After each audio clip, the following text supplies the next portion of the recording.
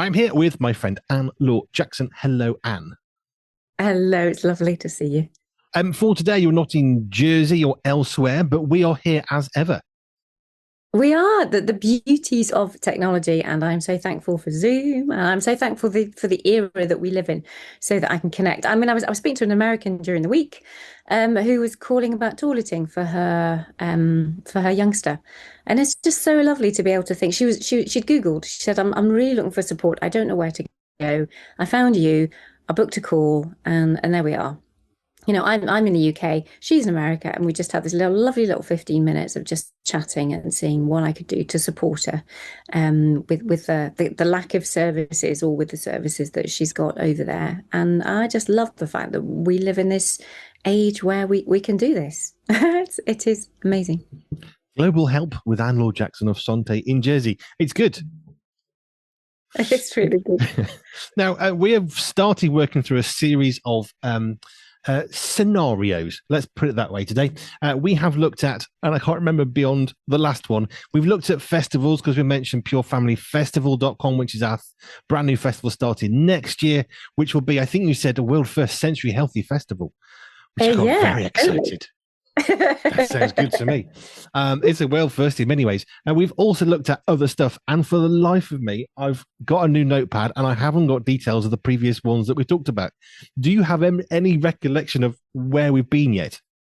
Oh, I'm the worst person to ask for memory. I'm the best person who can keep a secret. You can tell me anything. The reason why I won't say it, well, apart from the fact that I'm honest anyway, is the fact that I will forget it. So, yeah, festivals for sure. And I know we started with the Sensory Healthy Church because that was a program that was up and running, and that inspired us to think about all the different aspects of daily life that we will work through, bit by bit. But I think the ones that we've actually spent any any period of time on have been the festivals and the church. We've touched on other things, but See, across the last nearly 2 years of these, we have touched so many topics, scenarios, struggles, issues from offices to truck cab design right at the start. So in my brain, I know we've spoken of it already, but we're taking a topical look for a while at certain scenarios, which is one thing. Well, I know we've talked about this, I know we've talked about that, and I don't remember what we've talked about in the context of this, which maybe let's just start there, because sometimes our brain can retain information, but it's not necessarily timely remembered information. And it's not necessarily a strain, but if you're under a bit of strain for deadlines, memory is so frequently one of the first things not to go, but to get a little bit scrambled. mm, yeah, yeah, scrambled. Cognitive processing, thinking, executive function. So being able to make decisions well, you need to be in a really good sensory health for that. You need to be in a calm state, but also, yeah, I'm trying to think how it links with memory from that perspective. Now certainly memory. I use it as one of my examples for auditory processing, that when you're in a heightened stress state, like if you're in an interview or something like that, somebody asks you a question, when you're rehearsing for an interview, one of the things that people say is you can just ask them to repeat the question.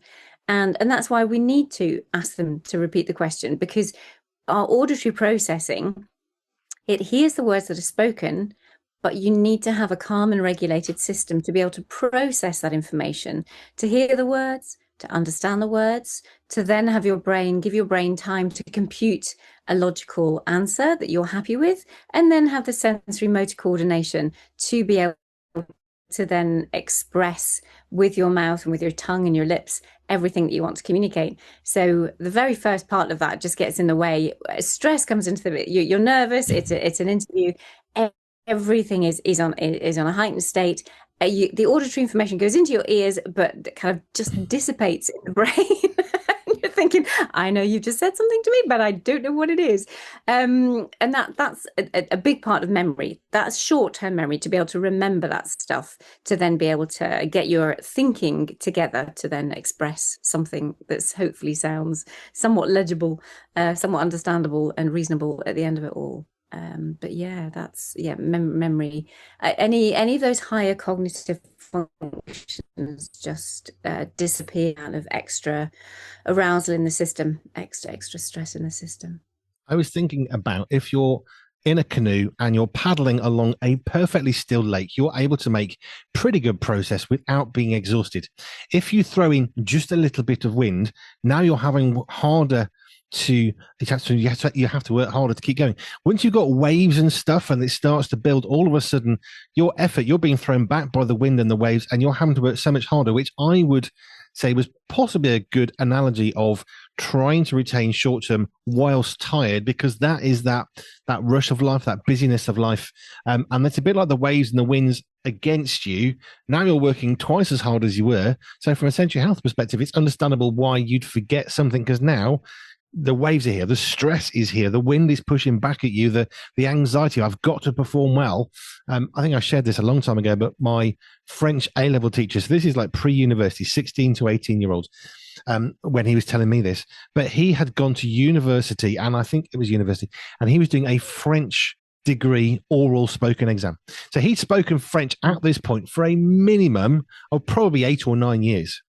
And he could not remember some of the most basic words in French, like what's the word for the or and. And you're thinking, as he tells the story, how can you not know the word for and after 8 years of speaking a foreign language? And this is a degree level exam, but it was stress, it was pressure, and he had to get a dictionary and think, what is the word for and in French? I cannot remember. And he looked it up, and it's 2 little letters, and it's like, that's the word.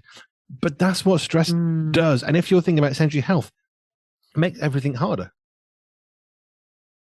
Oh, absolutely. Everything that should be automatic, so to remember the or whatever it is in French for your and, all the automatic stuff isn't automatic if you've got sensory processing and integration issues. So everything that you do is so much more work. And it feels as though, so going back to your paddling analogy, it feels as though even if to everyone else it looks like a calm day and it looks beautiful and dead easy, for you, it's like you just having to concentrate on everything is perceived 10 times like it's a much bigger wave than what everyone else is dealing with. It's a much bigger, much more effort. Everything is of a higher effort level just to get through the day. And that's why we have so many people that are so exhausted with sensory processing integration. So they may look as though they're coping well on the outside, but internally it's yeah, and functionally what their actual output is able to do might not be so good, but internally it's causing an awful lot of hardship on the body and the brain. Here's an extension of the analogy that I've just thought of. It's a bit like being in a canoe, paddling on a lake, and it looks pretty still and calm. 2 people next to each other, one person is making it really easy, it's just gliding across. The other person is really struggling, but we don't know that there's an anchor hanging off the bottom of the canoe and it's dragging along the floor, and thinking, well, what's wrong with them? They look fine, identical boat, they've got same size paddle, it's just as easy a lake. What's their problem? But we don't know the struggles that they're carrying under the surface, because, and we've mentioned this many, many times, a broken arm is in a cast. Broken arm, we can spot that, we can identify it. We will be careful, we'll work around the person, we're not going to bash them, we'll hold a door open for them, because we can see physically there is something wrong that they need help with. If you've got sensory health, basically, how are you going to know that someone's got a sensory health issue? Because you can't see it unless they come up with a card and say, I have these issues. We just see somebody else, another person, and we can't identify what's going on under the surface. Yeah, and I'm loving this week at the moment, not being on island, but I'm in a group, I'm on a camp with some schools and homeschoolers, and it is beautiful to spend some time talking to these, just getting to know and coming alongside these people who didn't know, because they just love and accept it. There's private schools involved here, so there's a different emphasis to the big kind of states, the big government schools, the big the bigger schools, where this is a lot more intimate, and the way that they know, they just support their children the way that they are. And it's only with me just highlighting or asking a few questions, and they're thinking, maybe there's more to that we should actually explore and go into. They don't realize that there's an anchor holding some of these children back with stuff that needs to be either severed and cut, or wound up, or dealt with in a different way, so that they can help their students or their families thrive that bit better. It's the unseen stuff, and hopefully the more we talk and the more conversations happen, the more awareness and the more help people can get, because there is help, and that's the thing. It's one thing to accept, but there's another thing to be able to be willing to ask for help and to receive help and to know that there is help out there. I do want to get back onto the topic serious stuff, but a friend of mine the other day said I had a bit of an incident as I was walking along the road today. I was walking along, it's a road I know well. He has visual processing struggles in that he cannot see directly ahead of him. So he has to turn his head to see stuff. So he's walking along the road. He knows the road pretty well.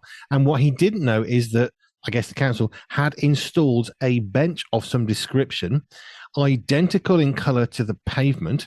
So he's walking along quite confidently, then walks straight into this basically bench, hurts his leg quite a bit because it's the same colour. My brain said to Joe, how can this happen? This is 2025. Did somebody not think of painting a red line or something that's a little bit odd to the grey, fluorescent blue, anything that somebody could actually see easily? Because you say, oh, it's my own fault. I wasn't looking.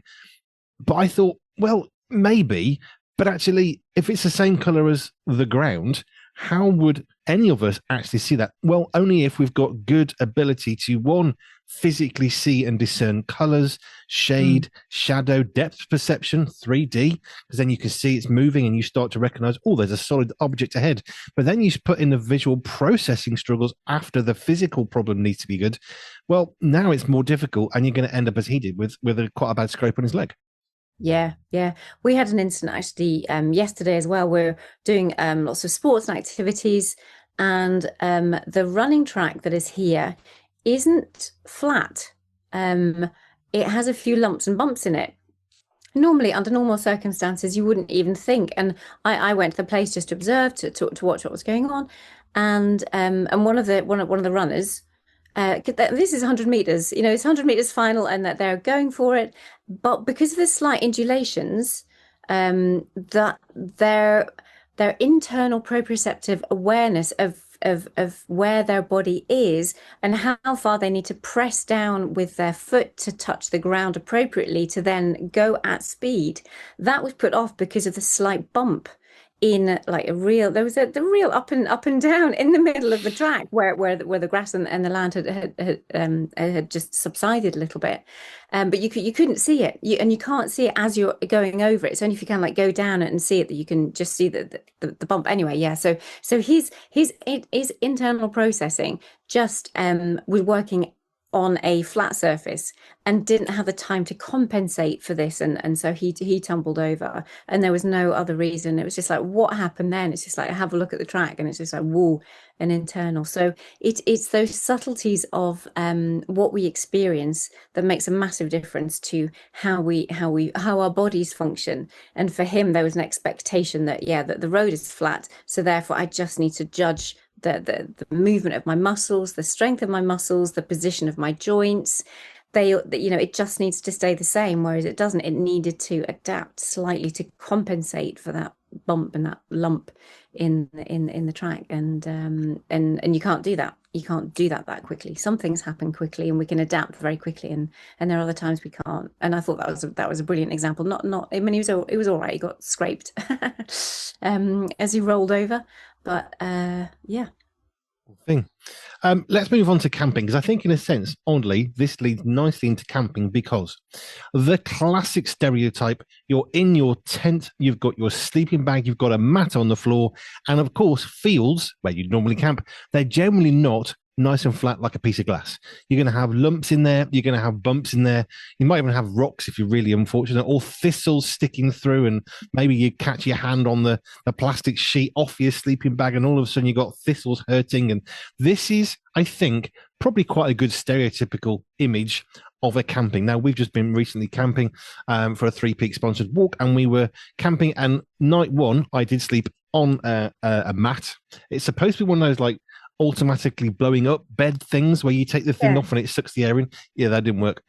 So basically a piece of nylon pretty much I was lying on, with air sacs that weren't doing anything at all. So the following night I then thought I'm going to sleep in my car. I wanted to test it out anyway, so I did. Discovered the airbed was probably a little bit too hard. I got, oddly, more backache from the better sleep in the car on an airbed than I did from the bad sleep that was actually better on the floor outside. That I think is probably most people's stereotype of camping. So let's have a little think in this series of sensory healthy things, sensory healthy camping. And there's my experience just fairly recently. My back is still just a little bit stiff, not from the floor, but from the airbed in the car. And that's proprioception again, going back to the running track of how our body expects to be able to or how our muscles need to be positioned to relax the most. And it's always an interesting thing, when just to remind people that you don't normally sleep standing up, because you can't. It's a physical impossibility for your brain to switch off when it's got its vestibular system connected to that. I am upright and connected to all of the proprioceptive input going through the muscles and the joints to say that I cannot relax. My muscles cannot relax, because if I do, I will go there on the floor, and that won't be very good for me. So it's all of that all our body positions are quite important, really important in how we sleep, and how often and how easy it is for our bodies to turn when we're not consciously aware of that. It's a subconscious, it's a sensory processing thing, that you will get your receptors within your body saying, oh, I need to turn this way, or I need to turn that way. And if you're in something perhaps like your car, that you may not have had the same freedoms to move, or to just those little movements, that's all our body needs in order to stay rested and not get sore, or not get cramped, or not get stressed in any other way. And it's important to take note of those things to try and enable the proprioceptors, and certainly the vestibular system, to be able to switch off. And that's why we need to have our heads supported somehow. Ideally not the rocks that will come through for the tactile, because we will feel the hardness. And some people love that hardness. Actually, you'll find if your children are sleeping on the floor, or your spouse is sleeping on the floor at home, it could be that they need more registration. They need more awareness of where their body is, and actually sleeping on a harder surface is exactly what they're looking for. So don't be worried if your children like to sleep on the floor at home. And they're probably going to be great when if you go camping, because a harder surface would actually suit them really well. I was a bit surprised. I was a bit frustrated because I didn't sleep hardly at all on the first night. By night two, I'd wanted to try the car anyway because it's long enough. Can I use this sometimes as an option to a hotel, because I did quite a lot of traveling? Yes, I can. But annoyingly, I didn't let the air out of the airbed, thinking it's probably a bit firm. But I was so tired from the previous night, I got on and went straight out to sleep. Woke up about 7 hours later thinking, oh, this is going to hurt for the rest of the week, because it was too hard and too stiff. So all the little bobbly bits on the airbed, there was no give, which I know I should have taken the air out, but then you have to live with the frustration. And then I'm awkward and stiff in my back for a few days, and makes me a little bit grouchy. And you can take painkillers maybe, but I don't do very well on those. So then you have to deal with all that stuff. But if you've got a sensory healthy person like I am, basically, then I'm okay. I'll navigate through that as best I can. If you don't, and then you factor in tiredness, stiffness, inability to sort of verbalize that, especially in a child, they're just going to get grouchy. What's wrong with you? Well, they've got a bad back and it's actually a muscle that's hurting, but they can't tell you. So now there's just frustration between the two people thinking, what's wrong with you? Why are you grumpy?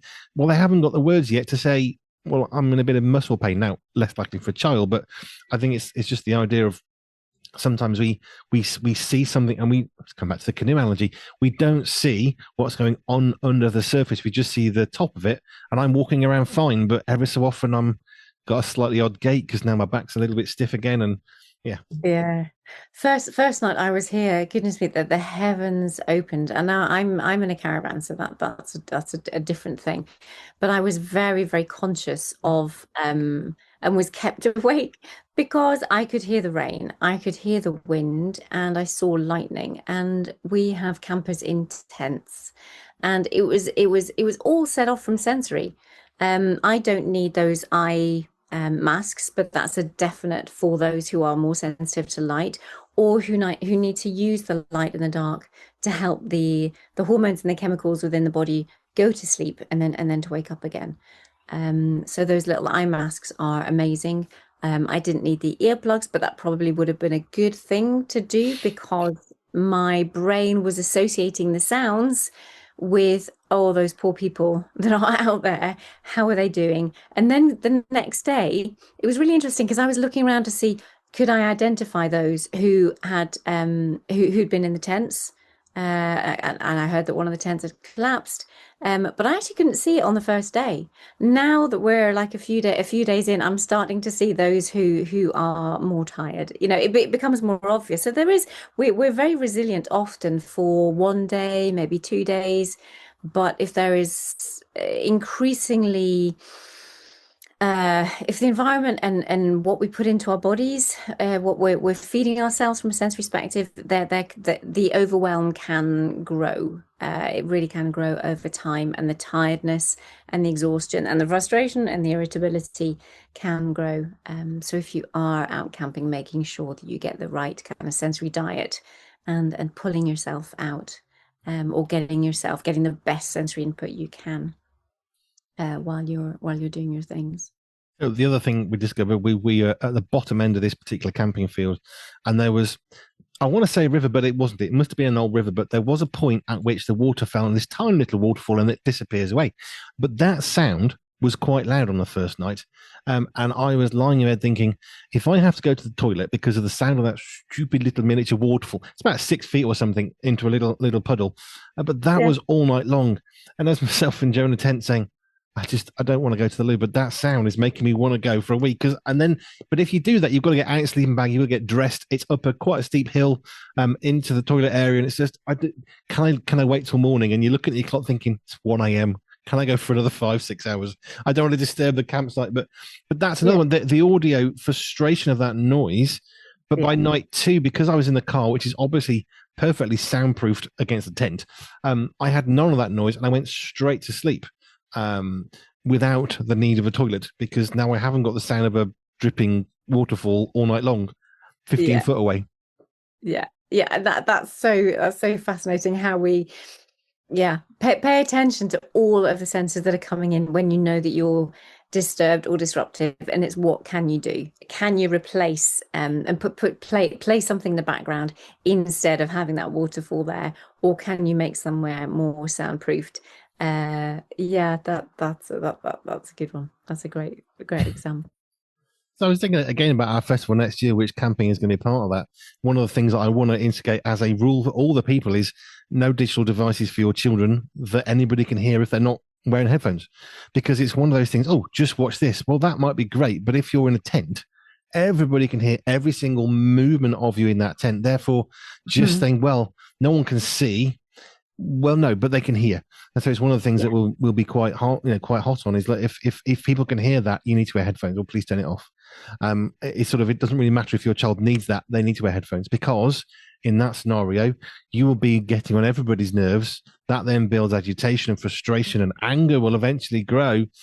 So things like noise, we have to be really respectful of other people who we don't know, who won't be tolerant of us, who don't know our child's particular problems. Well, wear headphones, because that solves the problem.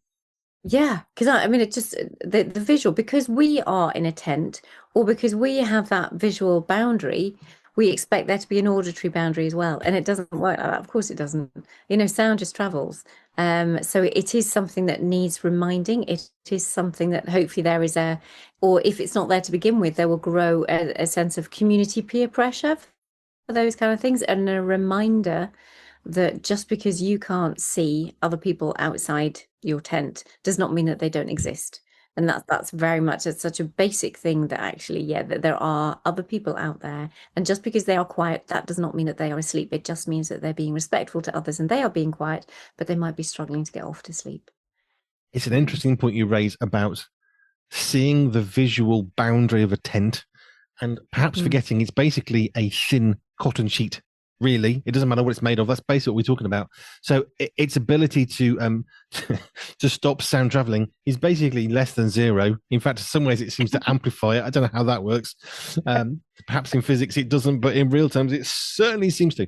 But yeah, it was quite hard, which is why I went for the tent the second night. And I thought, well, because it was quite a low tent, Joe and I thought, well, there's 2 people. It's supposed to be a 3-man tent, but no. So in the end, it was like, okay, what we're going to do? I'm going to go and sleep in the car. Joe can have the tent to herself, and maybe she'll have a better sleep. she had just as rubbish a sleep with more room. So we were actually able to interestingly say, well, the issue of lack of sleep is not a lack of room in this occasion. Actually, it's the floor, it's the temperature, it's the noise of the little waterfall 15 foot away, which I can still hear and get irritated by. So here's another one from, I was wondering if I can hold my arm up to the camera. If you look really carefully, I'll tell you watch off so you can see. I got bitten quite badly by, I don't know if you can see. Oh no.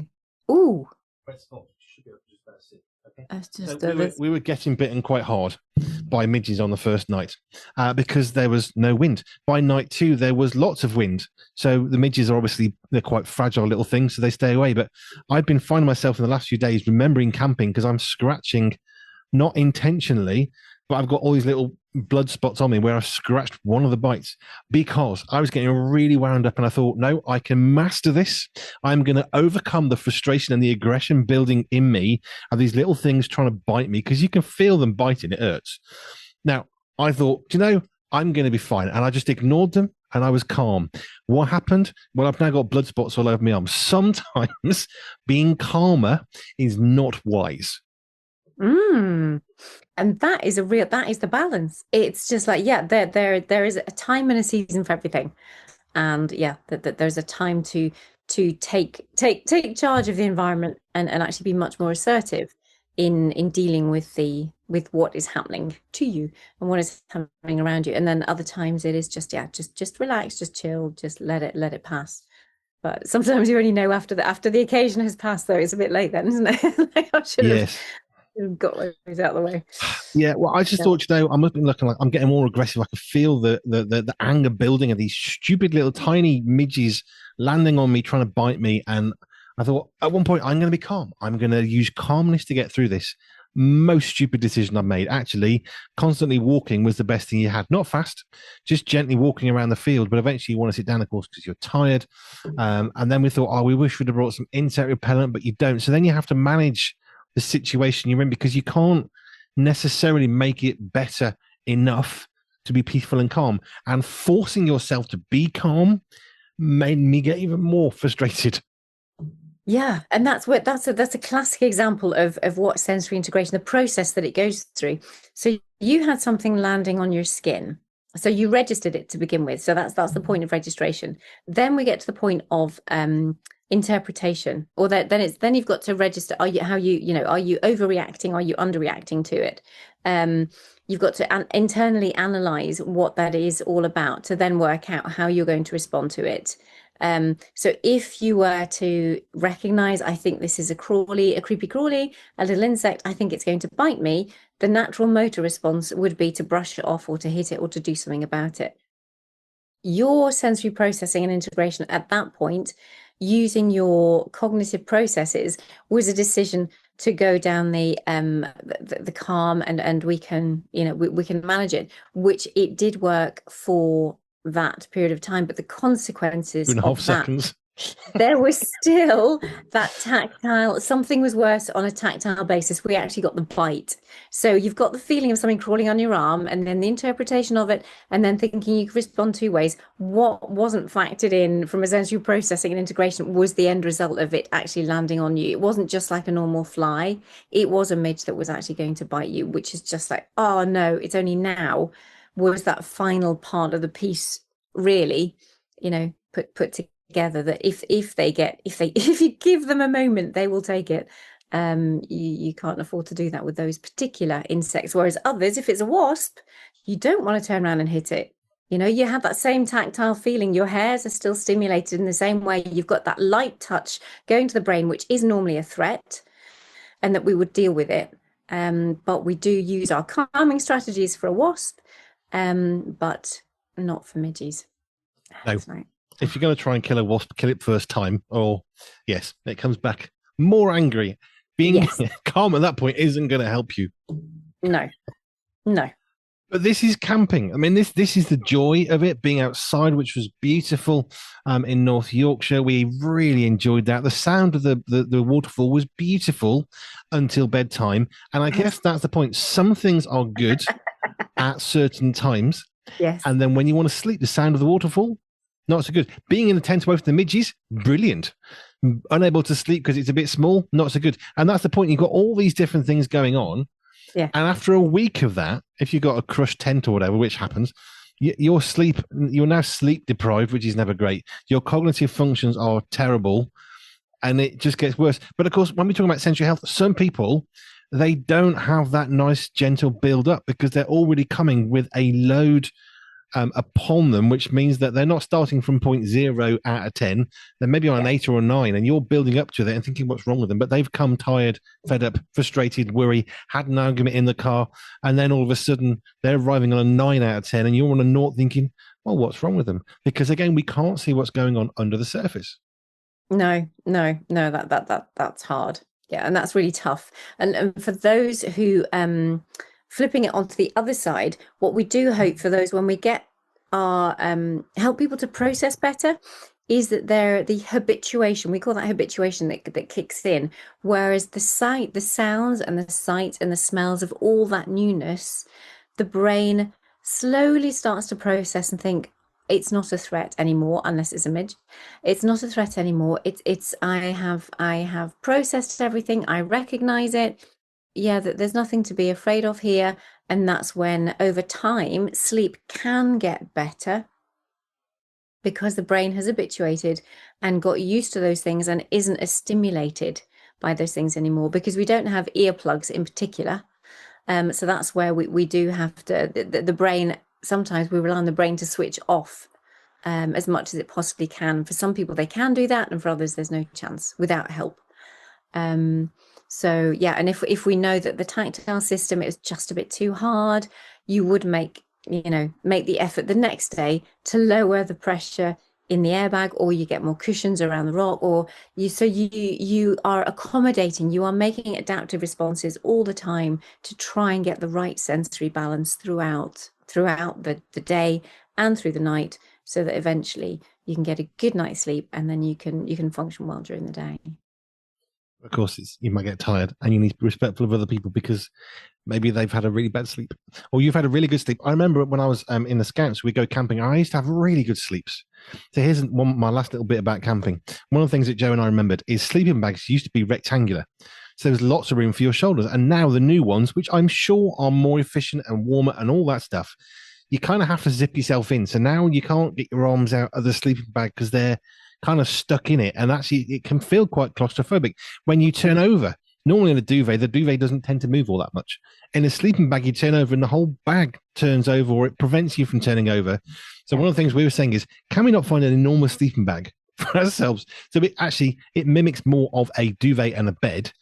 Because I used to sleep really well, but my sleeping bag, whilst not as warm, was rectangular, and that simple difference meant I could get my arm out. If I wanted to cool down a bit, you bring your arm out, don't you? And then it cools off your body a bit. So you can't do that quite so easily with a modern sleeping bag. I would love to get involved in sleeping bag design. It's harking back to truck design.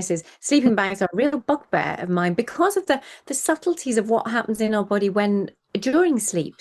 And being constrained in a little cocoon, that's not humanity. Yes, for a butterfly, brilliant, but not for, this is, not for us as humans. This is not good. This is not good practice for, or you have to practice in order to be able to sleep in those things. Well, there isn't a natural understanding, which is a bit bizarre, but they understand temperature, I'm sure, much, much better. And yeah, people are more warmer in those things, but there is no movement. You can't move, move your legs or stretch your legs. You're tight. It's yeah. I bought a new sleeping bag and thought, crumbs, I didn't know they were doing this these days. And now, I tried it once and it's just. Oh, you're still there? Minor internet issue. Oh, you're back again, I think. I was going to say, you just cleared off all Internet will be fine. Right. Camping can be great. There's much that we can do. Sometimes we need to plan a little bit better. But if there was one thing we could change, and I would agree with you, sleeping bags, less tight would be good, because then we can sleep better. It's not like swaddling a baby. I'm not a baby, I'm a grown person.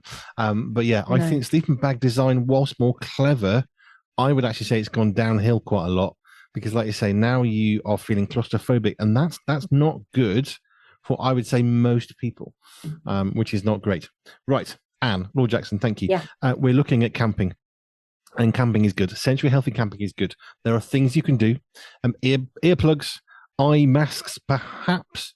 Monitor the pressure of your air bed. Perhaps softer is better.